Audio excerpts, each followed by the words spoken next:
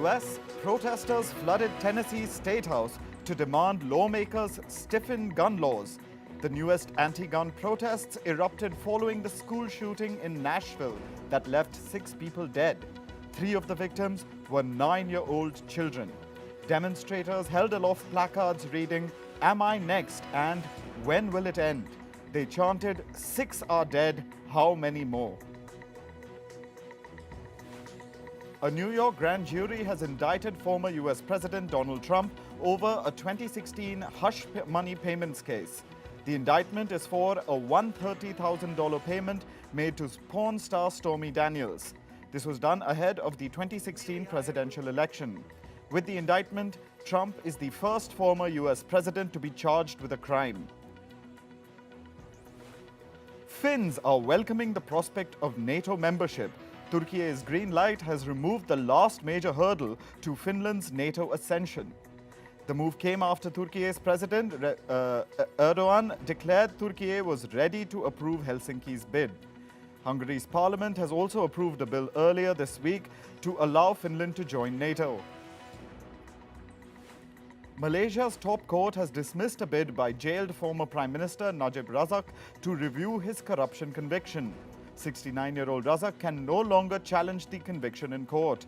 However, he has applied for a royal pardon.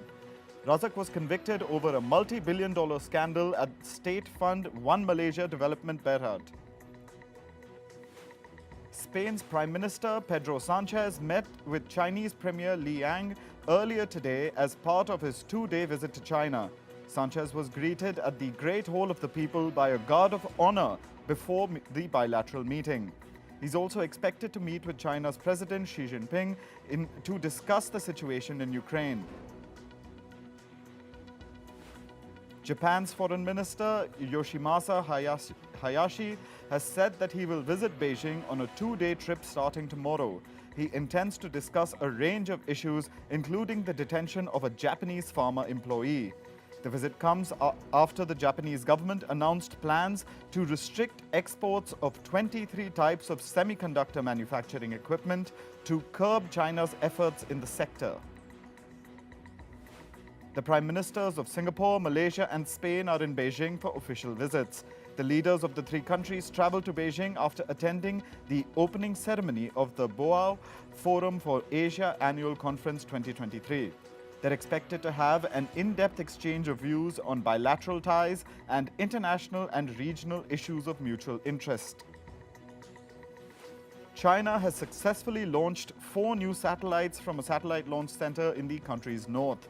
The satellites will be used for commercial remote sensing data services. It was the 469th mission for the Long March series of carrier rockets. Indonesia and Russia have signed an extradition agreement. The treaty was signed by Indonesia's law minister and Russia's justice minister. The signing ceremony was held on the resort island of Bali. Indonesia's law minister said that the agreement should strengthen efforts to combat cross-border crimes ranging from money laundering to cybercrime. Russia has charged and arrested an American correspondent for spying for the U.S. 31-year-old American journalist Evan Gershkovich is the highest-profile American arrested in Russia since basketball star Brittany Griner. A Moscow court has ordered authorities to hold Gershkovich in pre-trial detention until May 29th. The U.S. State Department has urged citizens residing or traveling in Russia to leave the country immediately. This comes amid the arrest of the American reporter accused of espionage. The State Department's deputy spokesperson, Vedant Patel, says the U.S. condemns Russia's actions in the strongest words. Patel said there's no reason that anyone should believe these charges as accurate. Trash bins were torched in central Paris last evening amid a demonstration attended by hundreds. Parisians are demonstrating against what they call the extremely strong use of force by the police. This is during the country's recent wave of protests. French President Emmanuel Macron's government has been facing nationwide protests against its plans to raise the pension age from 62 to 64 years. thousands of Israelis came out in support of Prime Minister Benjamin Netanyahu's judicial overhaul plan late last evening. Netanyahu supporters blocked a highway in Tel Aviv after months of anti-government protests that have rocked the country. Earlier on Monday, Netanyahu paused the overhaul to allow negotiations on a compromise between his ruling coalition and opposition parties. At least 5 people have been killed in recent weeks in Pakistan due to stampedes at sites where free flour was distributed. According to reports, thousands of bags of flour have also been looted from trucks and distribution points. Free flour is being distributed under a government-backed scheme. This is to help families struggling with the soaring costs of basic staples. The death toll from Cyclone Freddy is set to surpass 1,200 in Malawi. At least 676 people have died and another 538 people are still missing. Authorities are considering declaring missing people dead as hopes of finding survivors fade. Cyclone Freddy has caused widespread destruction in Malawi. It dumped 6 months' worth of rainfall on Malawi in 6 days. The European Union has pledged to increase its renewable energy targets. The 27-nation bloc commits to source 42.5% of its energy from renewable sources by 2030. The EU's current target for renewable energy sources is at 32%.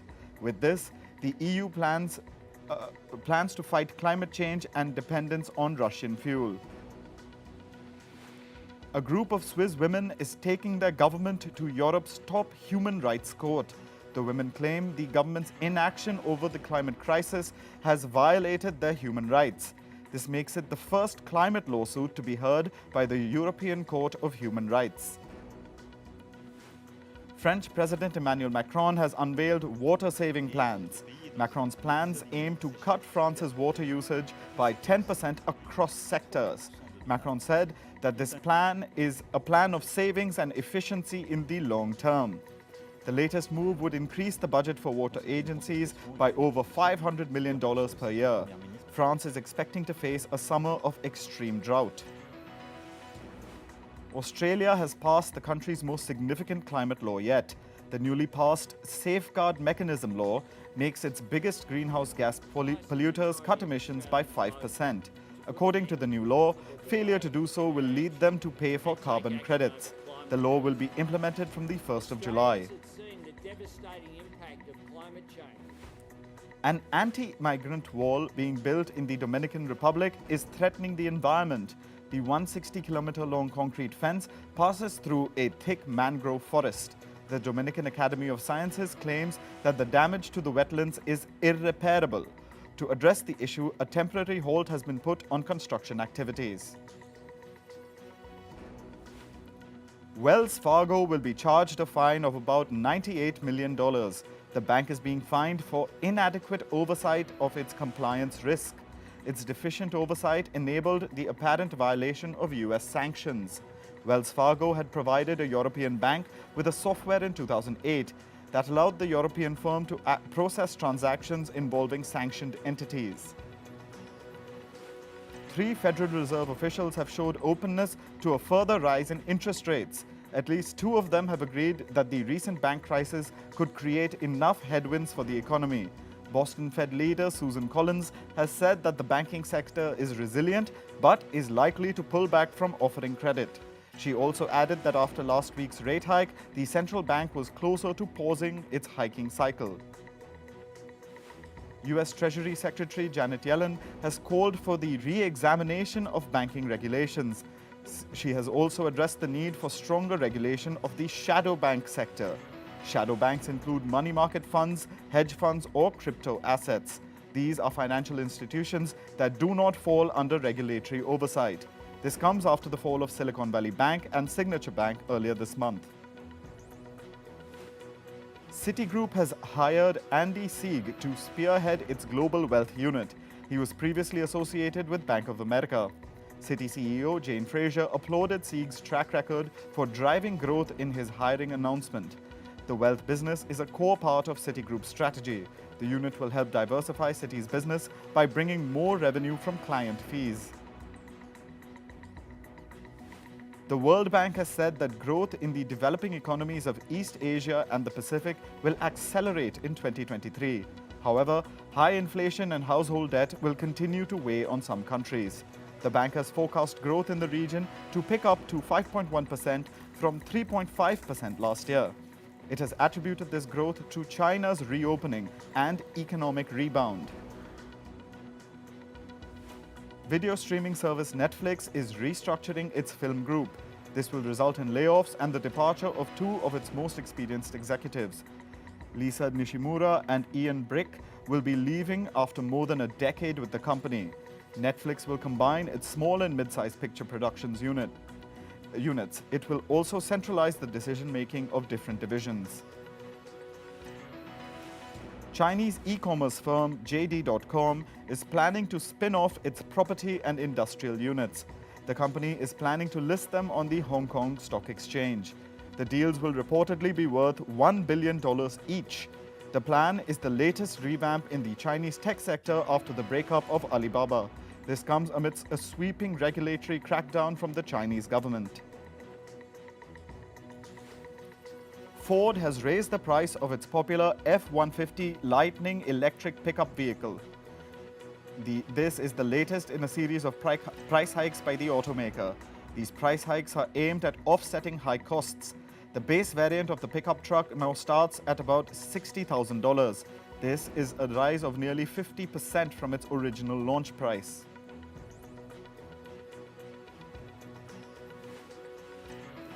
A US judge has dismissed a lawsuit filed against Meta Platforms. The lawsuit was brought on by a now-defunct photo software application startup. The startup had alleged Facebook was copying its features and driving it out of business. The court has said that the startup failed to bring its claims under relevant antitrust laws in a timely manner. Tech ethics group Center for Artificial Intelligence and Digital Policy has asked for the halt of further GPT-4 releases. In a complaint to the US Federal Trade Commission, it has called GPT-4 biased and deceptive. The ethics group said that ChatGPT-4 fails to meet the FTC standards of transparency and fairness. The group has also urged the FTC to open an investigation into OpenAI, the developer of ChatGPT. The IPL 2023 opening ceremony kickstarts the new Indian Premier League season today. The opening ceremony is at Ahmedabad's Narendra Modi Stadium. Superstar singer Arijit Singh headlines the event. South Africans will not be able to watch the IPL after pay television broadcaster SuperSport confirmed it had not secured broadcast rights. This is the first time since the sporting event's 2008 launch that IPL will not be broadcast in South Africa. Prior to this year, SuperSport aired the entirety of the IPL's 15 seasons. However, Viacom 18 won the Sub-Saharan African rights back from SuperSport in June. Sri Lanka have failed to snatch the 8th spot in the MRF Tyres ICC Men's Cricket World Cup Super League table. This after they succumbed to a defeat against New Zealand in the 3rd ODI at Hamilton. But the Sri Lankan batters failed to fire yet again, struggling against the pace and bounce of the New Zealand bowlers. Lionel Messi's statue has been placed next to late South African greats Pelé and Diego Maradona. The statue has been placed at the South American Federation's football headquarters in Paraguay. 35-year-old Messi led Argentina to their 2022 FIFA World Cup win. Argentina won a World Cup after 36 years. Messi also recently scored his 800th career goal. Manchester United have reported a net profit of $7.78 million owing to higher commercial revenue and lower wages. America's Glazer family that owns Manchester United had launched a formal sale process of the club last year. The Glazer family is seeking around $7.3 billion for the club. 20-time English football champions won the Domestic League Cup in February. This was the Red Devils' first trophy since winning the Europa League in 2017. Chelsea have qualified for the semi-finals of the Women's Champions League. They defeated defending champions Olympique Lyon 4-3 in a penalty shootout. Chelsea will next play Barcelona, who defeated Roma 5-1. English team Arsenal has also qualified for the semi-finals after 10 years. Argentina has submitted a formal bid to host the Under-20 Football World Cup this year. Argentina's bid comes after Indonesia was stripped of hosting rights by FIFA. Argentina is the only country to submit a formal offer. The Under-20 World Cup is slated to begin on May 20th. Indonesian President Joko Widodo is disappointed and sad after FIFA stripped his country of its rights to host the Under-20 World Cup. FIFA made the call after Indonesia's Football Federation said it had cancelled the draw for the tournament. The draw was cancelled because the governor of Bali refused to host Israel's team. Max Verstappen set the pace for Red Bull in the first practice at the Australian Grand Prix earlier today. However, Aston Martin's Fernando Alonso topped a rain-hit Melbourne's second session. Lewis Hamilton was second to Verstappen. To Hamilton's misfortune, the Mercedes driver's lofty position was aided by the timing of the second of two red flags in the season. Tennis champion Rafael Nadal makes a special addition to his museum collection. A replica of his statue at Roland Garros was gifted to him by the French Tennis Federation. The replica, which is 1/10 the size of the original, will be hosted in the Rafa Nadal Museum. The Rafa Nadal Museum exhibits all trophies Nadal has won throughout his career. Comedy film Bros and drama series The White Lotus take home top awards at GLAAD Media Awards. Singer Christina Aguilera receives the Advocate for Change Award. The awards took place last evening in California in the US. The awards honor media that provide inclusive representations of the LGBTQ+ community. Rapper Megan Thee Stallion is in talks to star alongside actor Adam Sandler in Netflix's next film. The film is set in the world of sports memorabilia. Director duo Joshua Safdie and Benjamin Safdie will direct the film. Singer Justin Bieber has sold his entire music catalog for $200 million. The Canadian pop star plans to quit the industry to focus on his health and family. A source close to Bieber says that his stardom weighs heavily on him. The 29-year-old's personal life has also been rocky. Bieber's 2018 marriage with model Hailey Bieber is allegedly riddled with trust issues. Singers Harry Styles and Lizzo have got their own biographical comics. Styles' comic traces his childhood in England and his career with the band One Direction. Lizzo's 24-page comic also chronicles her personal and professional life. Lizzo's comic will release on the 26th of April. Meanwhile, Styles' comic will be available on the 10th of May. K-pop band Blackpink's Jisoo has released her first solo album titled Me. With this, Jisoo is the final Blackpink member to release her own music. The album reached 1 million pre-orders before its release. This made Jisoo the first female K-pop singer to reach this number. K-pop band New Jeans have been appointed the new global brand ambassadors for Coca-Cola. The band members will be part of Coca-Cola Zero's new campaign in Korea. The campaign will include a new commercial song called Zero, which will be released as a digital single. Actor Gwyneth Paltrow has won her 2016 ski slope collision trial. The jury verdict has awarded her $1 as her countersuit. Paltrow was sued by a doctor who claimed she crashed into him. The incident took place at the Deer Valley Resort in the US. Actor Jeremy Renner will soon make his first in-person appearance post his snowplow accident. Renner will attend the Los Angeles premiere of his show Renovations on the 11th of April. Earlier this year, Renner was critically injured after a 7-ton snowplow crushed him. Luxury fashion house Dior's pre-fall 2023 show in Mumbai was attended by Hollywood and Bollywood stars. Actors Maisie Williams, Sonam K. Ahuja, and Rekha attended the show. The show took place at the iconic Gateway of India. 99 models presented ready-to-wear collections and accessories.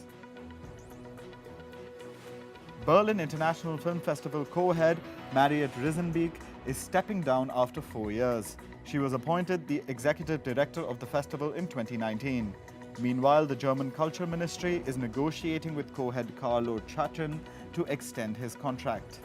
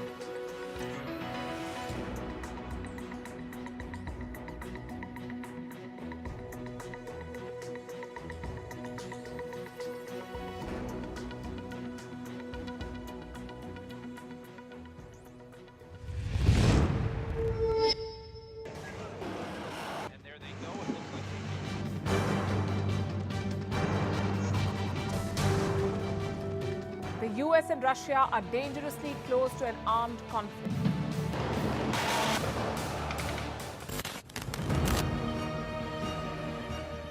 This year, 2023, New Delhi will be the capital of global diplomacy. For a country as diverse as ours, with 88% of the population illiterate, it was a very big deal to write a constitution, and that too, the world's largest. Meanwhile, if we may, here's a Republic Day gift from India for the BBC. A list of suggestions for the BBC for their upcoming documentaries. Number 1, the Kohinoor and the colonial loot. Number 2, an outdated monarchy and unhealthy obsession with the royals. Number 3, racism in 2023. We're waiting.